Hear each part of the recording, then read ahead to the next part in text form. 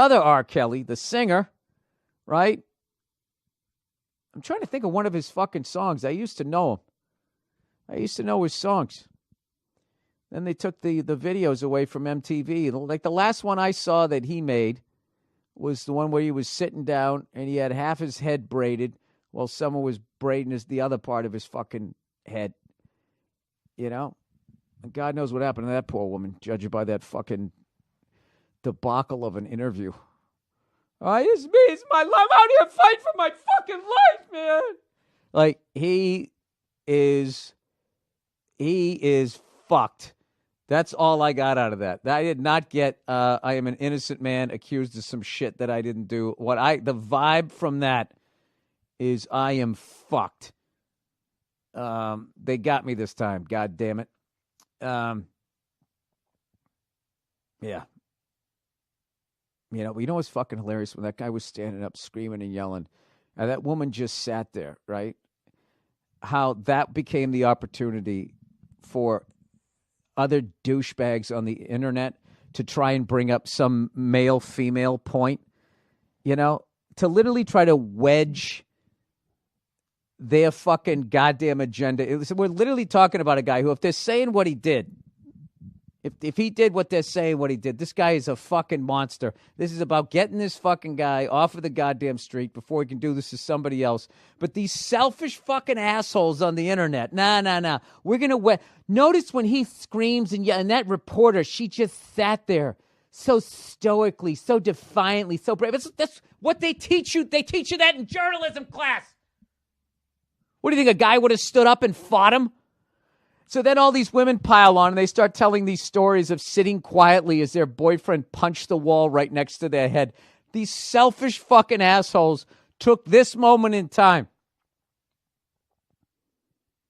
A pedophile, an alleged pedophile freaking the fuck out, and all those victims, fuck all of them. It's about you and whatever fucking went down during your fucking relationship and how you were a total fucking victim. You know what? I got one thing to say to you guys, ladies. All right? We'll fucking get to you on this one. This is about the women who actually were fucking a victim of this guy. Stop trying to fucking, you know what it's like? It's like back in the day whenever I see stuff about hair metal bands in the 80s on the Sunset Strip, and you'd go up and you'd staple your fucking banner, your little flyer up to a telephone pole, and then 2 seconds later somebody else would staple theirs over yours. That's what the fuck is going on. It even happens on shit like this. It's so goddamn shameless. And ladies, you got to ask yourself something, all right? If more than one time a man in your life punches a hole in a wall right near your head at any point, is there any sort of self-reflection where you're like, why do I keep picking this guy? Or what exactly is it that I'm saying to the opposite sex that is causing this behavior? Speaking from experience, I remember when I got to my mid-30s and I was like, dude, chicks are fucking, they're all fucking psychos. And by then I was just like, wait a minute, but what are you doing? What are you doing? And I actually turned around and I looked at myself and I said, oh, this is what I'm doing. And then I decided to stop, fishing in the same area, pulling out the same goddamn fish. Right? I blamed the victim in all of that.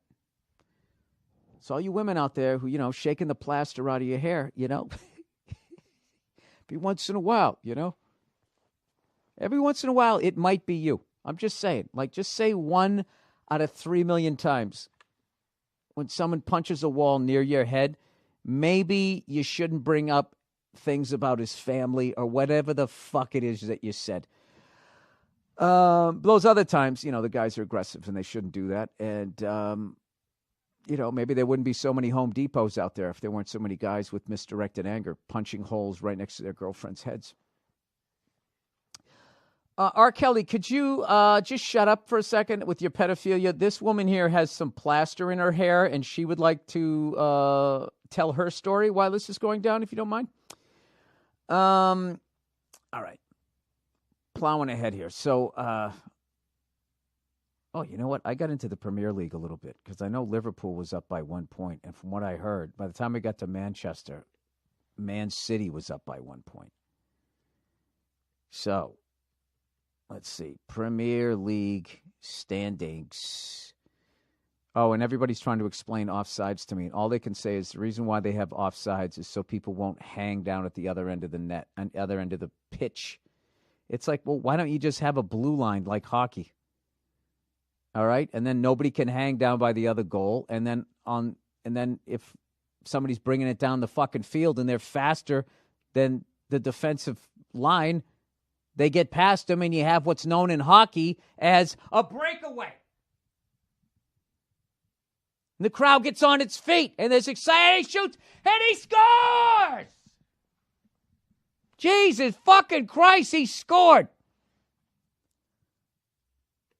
Don't understand it. I understand the not hanging thing. Oh, Man City up by 1 fucking point. All right, and I realized that somebody told me I was wrong. That they don't have Saudi Arabian money behind them. They have Abu Dhabi, Baba Booey. They have that money behind them. All right, what's going on? Who's playing? Leicester City is playing. Who gives a? These are a bunch of fucking teams that aren't in it anymore. I don't care about any of these fucking teams. When is Liverpool or Man City playing next? That's the two you got to get into. All you fucking Yanks, fellow Yanks, listen to this shit. Slide in now at the end of the goddamn season. There's like 10 games left. So, if you watch all 10 Liverpool games, you'll probably see about 9 goals. So buckle up for that excitement. Offsides. No, it's not that bad. I'm kidding. All right. What am I up to here, by the way? Fucking jet lagged as shit. I had a great flight back. I started to watch Black Klansman and before the jet lag got to me. And I really enjoyed that movie. Adam Driver. And I don't know the names of the other people in the fuck. I'm not good with the names. But I liked what everybody was doing in that movie. I liked the guy playing David Duke. Did I see anything else? Did I watch anything else? I don't think I did. Oh, you know what I watched? I was really disappointed. I somehow went on kids' TV.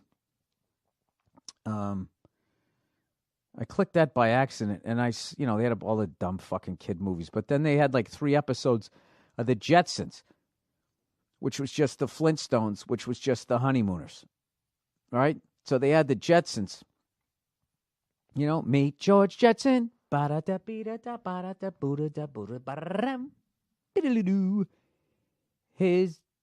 His boy Elroy. Then it's daughter Judy, and they play this wah wah wah wah wah horn like she's already blowing somebody. Then Jane, his wife, bah, bah, bah, bah, bah, bah. He goes to hand her money, and she grabs the whole wallet and goes to the shopping center. Da da ba da ba da da doo, bing bong boom bum bum. Right? I watched it. That fucking show sucked. At least the episode I saw. It's like they weren't even trying. Just kind of went further and further down here. The Honeymooners was at like the highest level of funny. And then the Flintstones, they got halfway up the hill. And then the fucking Jetsons didn't even get out of it. It was so bad, I didn't even watch the other ones. It's like I used to watch this shit. But what I will say about the Jetsons is how much shit they got right about the future.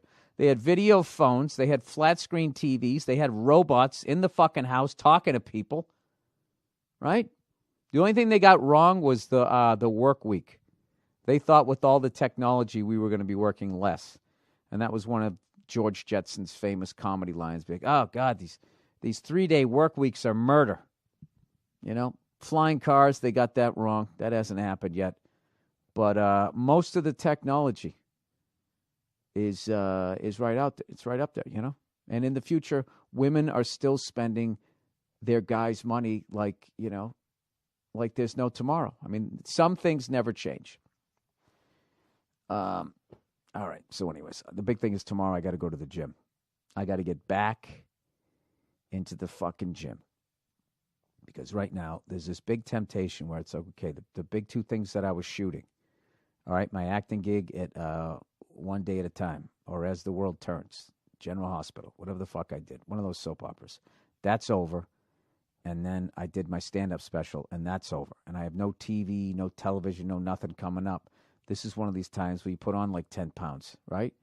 You go down to the local fucking bar, you get yourself some wings, you have a couple of fucking beers, you know, and you look at the beers like, wow, that thing looks lonely.